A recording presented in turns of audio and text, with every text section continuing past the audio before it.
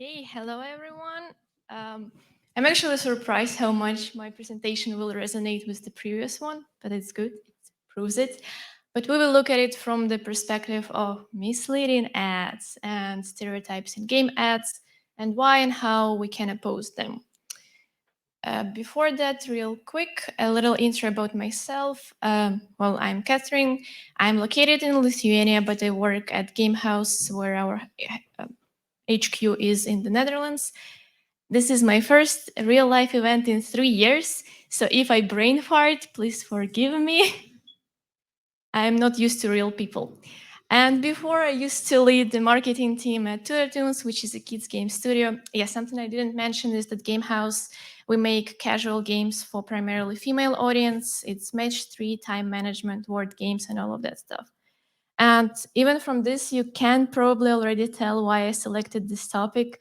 Obviously, kids is a very sensitive target audience that needs to be approached with caution. And women in our industry is either not represented at all or presented in interesting ways in advertising. So that's why I think it's important. Yeah, in total, I'm 5 years in gaming, doing UA, ASO, and just broadly marketing. I'm also a Women in Games ambassador and a member of Puzzle Society, which both are great resources to network and get information. And I'm also a crazy pet lady. As much as I love talking about creatives, if there is a puppy, I get distracted by a puppy and you lose me basically. But yeah, today we will talk about misleading ads, over dramatization, harmful stereotypes, and I kind of put a lot of different things under harmful stereotypes. It's misrepresentation, not representation, blah, blah, blah, all the good stuff. And you may think that it's kind of related, but all three are not really related to each other and they could all be a separate topic. But to me, it's kind of the part of the same picture. Those are some marketing tactics that potentially harm your users, yourself, and your industry. Yeah, I also want to give a shout out to Claire from Rovio because this topic about shameful ads or dramatization and stuff is becoming more and more discussed in the industry, and I think Claire is one of the most of the strongest voices in there. So props to her. Just another disclaimer before we proceed. It is not about criticizing all non-gameplay ads. I think sometimes when we discuss this topic, people tend to think in two different extremes. Either we make like literal game captures or we make like super custom ads.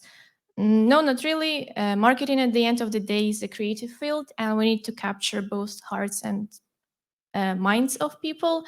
So it is okay to beautify your gameplay. It is okay to show the stories behind your game, so like that go beyond your games. I really like how Dusan put it when how the game looks versus how it feels, and we need to tap both. But yeah, I do believe that it all can and should be done with still respect and integrity. Okay, so I think we all intuitively at least understand what are the problems here with misleading ads, with stereotypes, and so on. Lack of representation and stereotypes do alienate certain groups of people, being it women, LGBTQ+, or so on. Misleading ads may cause frustration, people feel tricked, cheated, and whatnot. Using stereotypes only reinforces them as well as normalizes them, and some of the most popular ones are probably all men cheat, women are superficial, high beauty standards, girls love pink. It doesn't mean that there is not like some certain degree of truth, but why to reinforce them? They make it worse. Something to remember is that media, including games and the ads that we produce, are not just the reflection of the society, they also shape it. So in a way, we also have some responsibility of what image we produce to the world. And it is a vicious cycle. The more over-dramatized ads we show, the more desensitized the audience becomes. Then we need to show more drama, they then get used to it, and we need to show more drama, and it's a vicious cycle. If we look at it from a business perspective, it's all may impact negatively your brand image, your long-term trust and other goals, as well as your potential audience reach, and we will talk about it a little bit later. Okay, Still, it does sound a little bit like more of an ethical debate, but we are all data people here. So what about the data, and what are some practical tips I think are good to follow, or at least consider to follow? Number one, look at the right data. I think we've heard it a few times already today, but here are some questions to consider. So, does your click-through rate really matter if your CVR is bad? You may say, okay, we will look at IPM, which kind of covers both, but does this really matter? And does CPI even matter if your engagement and ROAS are quite low? I do want to acknowledge that your business goals might be different. For some people, indeed, IPM and CPI might be more important than down the funnel metrics. But for example, for us, and I bet for most of you, monetization and engagement are important, maybe more. So yeah, the main question is, do you want to focus more on like vanity metrics like CTR, or do you want to focus on user quality? And we will have a few of our cases throughout the presentation. Some of them are a little bit cringe, but it's good to expose ourselves as well. And one of them, hey, Trent, pull the pin creatives. I bet you all saw it. And at some point, we also decided to try it for our game Delicious World. Delicious World is a cooking time management game. So it's like a totally different gameplay, but in a way, it's like puzzle logic, all of that stuff. So we were like, okay, can we do something about it? Can we jump on this train and do something? So we did run a test, and we did see an improvement of 70% to our click-through rate compared to our control. Interestingly, our conversion rate from click to install was quite okay, to be honest. I didn't expect it. So at the end of the day, our IPM was still really, really strong. Our CPI was really good, minus 43% compared to what we saw on the control. But then first red flag, our day one retention was extremely low. Actually, it was 36% less compared to our control. And it only got worse as we go further down the funnel. But we were like, okay, IPM is good, CPI is good. Can we still do something about it? So we rolled it out to our IAP campaign. And we still saw decent CPI, not that much lower, to be honest, compared to other creatives in the set. Still good CTR. The IPM was actually quite low, and our conversion to payers and engagement metrics were pretty poor. So again, it shows that even if your like really, really early metrics are good, the like deeper down the funnel it gets, the worse it may get. Another side effect that I didn't really like about this specific case is that because the early metrics were so good, the network was pushing this creative more, and it was getting more and more impressions and choking other creatives that had more potential. So look at the right metrics. Another thing to remember is don't rely on one ad type. For example, you tried those ads that I will tag them as misleading, but you know what I mean. And you see that they work, for example, and you keep making them, or you keep making the same ad type. But you will never find a new winner if you just keep repeating the same. And I think for me, the main thing here is that you may also be limiting your audience by focusing only on one motivator, only on one ad type, only on one side of your game. So I am always for diversification, so try to diversify. And yeah, I have another case in here that happened about a year ago when we were celebrating our 2-year anniversary for the Delicious World game. And at that time, we primarily had either really like cooking focused ads, which does make sense, or story driven ads, which also makes sense because it's a cooking and story game. And all of them were working really, really nicely. So that was our focus, but we were quite narrow we were not diverse enough. So we created a simple trailer-like ad. It was created like in one day, mostly to announce our anniversary. It was like really happy vibes, showing some stats, showing some metrics. Those are outdated, now it's more, and also showing some events and user reviews and so on. And we just rolled it out everywhere. We were thinking it's going to be like maximum for 1 month, but it actually rocked. And 1 year later, it's still rocking. And we have now a lot of iterations of it. And yeah, what we saw is that our CPI was 30% lower compared to other ads in this set. And also the day to ROAS was almost 20% more than other ads. Again, we would have never created it if we were basing it just on the ads that we were creating at the time, but it is a really, really good one. It still works. Okay, next one. Collaborate with the product. I know that sounds logical, and also keep in mind your product.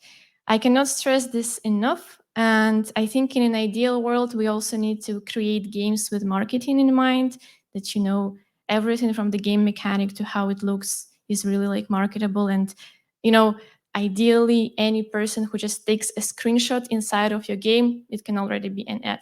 But at least talk to your product, make sure that you drive some decisions, and that product data also drives some decisions for you. Know your product and know your USP. Talk to your customer support, social media people. They are the people who are talking with your audience directly, so they know a lot. And also don't get too overboard with ad ideas. I know we can create anything and everything with our creativity, but it may lead you away from your target audience. And some examples that I have here, I hope.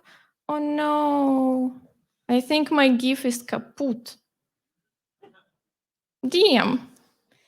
I was like, I will not include videos. I will make GIFs out of them, so I don't have problems with videos. And man, can we reload maybe, just in case it works?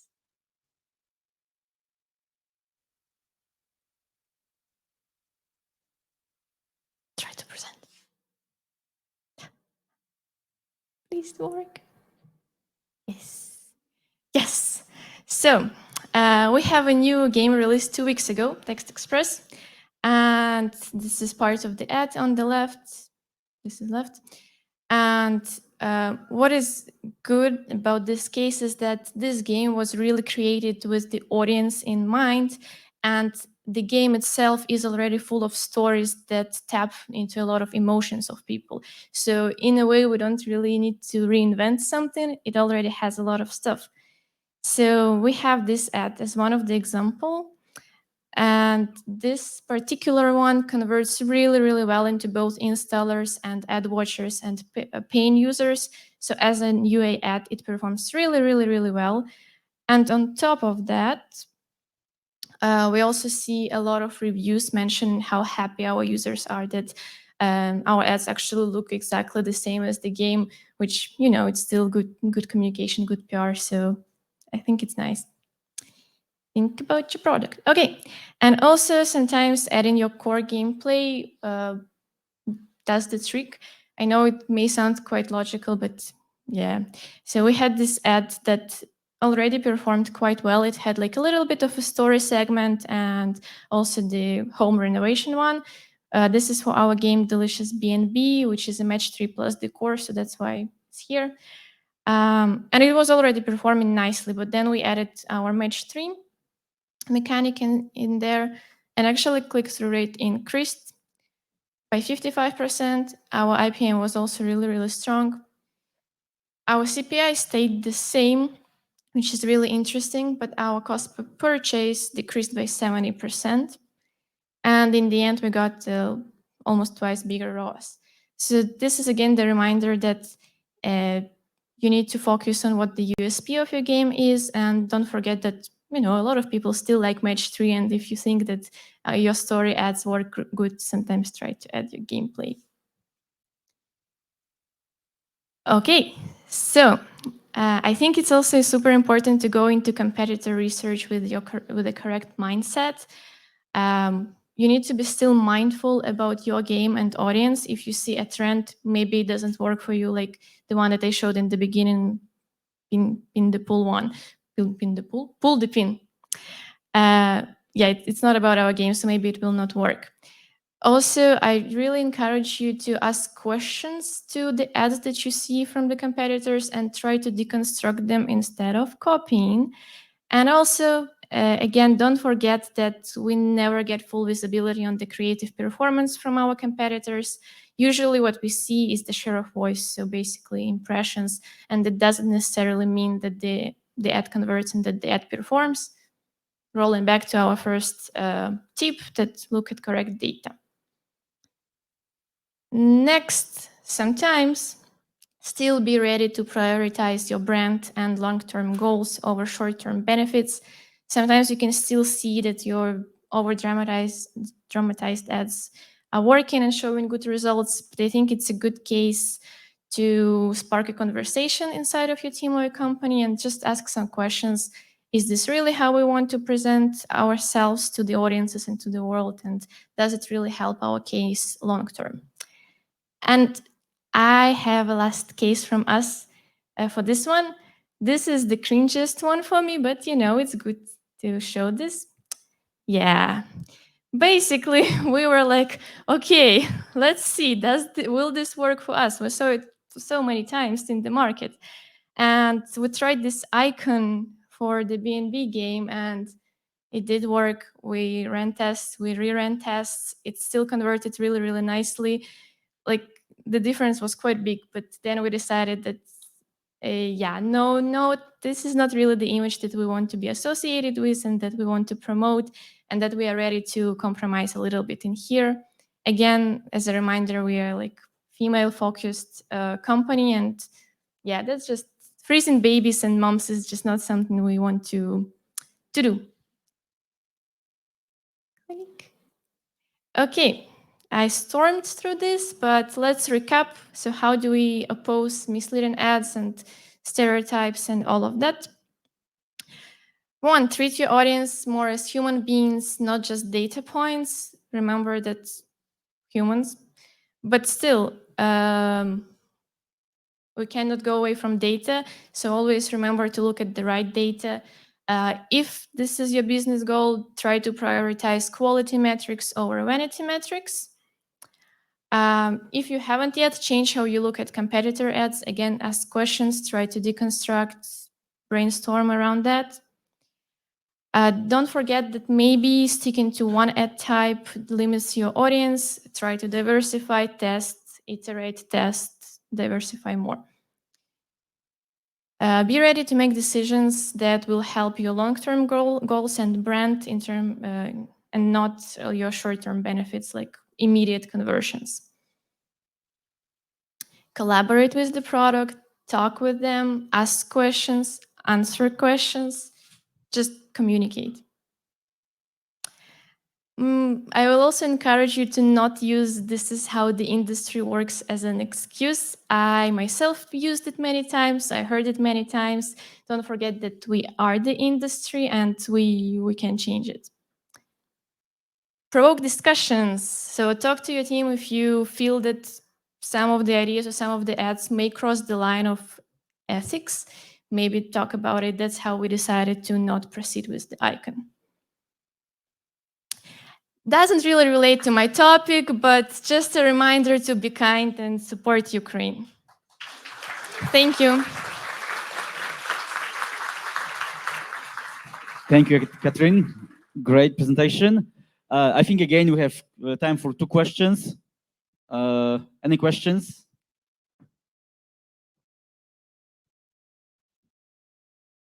So maybe then I will ask, how